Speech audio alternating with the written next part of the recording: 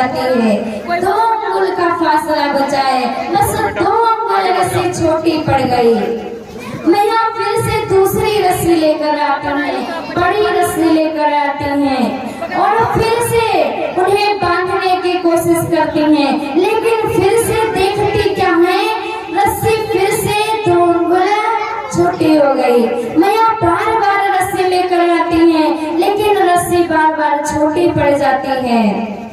अब मैया ने रस्सी से कहा कि अरे ये क्या हो रहा है, मैं बार बार तुम्हें बड़ा लेकर आती हूँ और बार बार तुम छोटी क्यों पड़ जाती हो। उस रस्सी से आवाज आती है महाराज, रस्सी फूल पड़ती है, कहती है मैया जो इतना बड़ा परब्रह्म परमात्मा आपकी गोद में आकर इतना छोटा सा हो गया है, मैं भला उसके सामने बड़ा होने का साहस कैसे कर सकती हूँ, इसीलिए मैं छोटी हो रही हूँ। मैया भला इतना परब्रह्म परमात्मा जो हर जगह व्याप्त है, वो आपकी गोदी में आकर इतना छोटा सा लाला बन गया, उसके सामने भला मैं बड़ी कैसे बन सकती हूँ। यही जो 2 अंगुल का फासला है महाराज, यही कहते हैं जीवात्मा और परमात्मा के बीच का फासला। जीवात्मा का वास कहाँ होता है? जीवात्मा का वास कहाँ होता है? नाभि में होता है। और परमात्मा का वास कहाँ होता है? परमात्मा का वास हमारे हृदय में होता है। परमात्मा का वास हमारे हृदय में और जीवात्मा का वास हमारी नाभि में।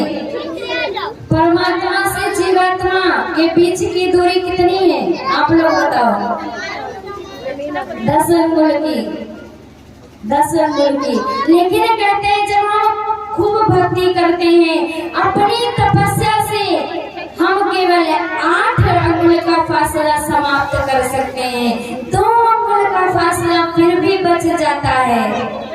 जो ये अभी आपने सुना 2 अंगुल का फासला, जीवात्मा और परमात्मा कन्हैया और जो ये डोरी के बीच का फासला है 2 अंगुल का, जो ये कागभूषण जी और उनके पीछे प्रभु का हाथ पकड़ने के लिए जा रहा है, 2 अंगुल का फासला बचा है।